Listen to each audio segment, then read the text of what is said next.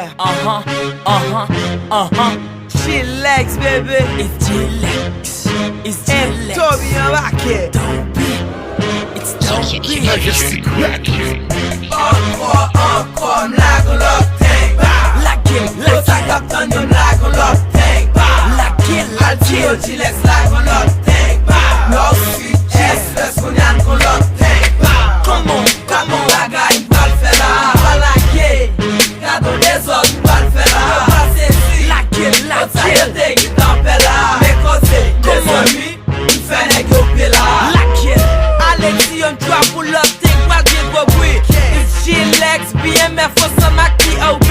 Got jenerasyon, DM Mike lan ap depose. Baba kon, nègre se nou depose. Nek ap sim se ou li beye kounya mwen te tet kamyon. Sakalaka wel nou derape sak kwa le komon. Tout problem ki gen nan kim nan se sa ken din surmonte. Sak fen plezi len gatine sa se si nou yo konte. Juste nou yo vle, paske n fe an file fon rap. Koutin flow fating nou regle pou sa yo pa vle wen stop. Kwa pou m'krampe gad me pou tout sak aven yo. Jwet nan men tout sak pa kapab men kouni a tet yo.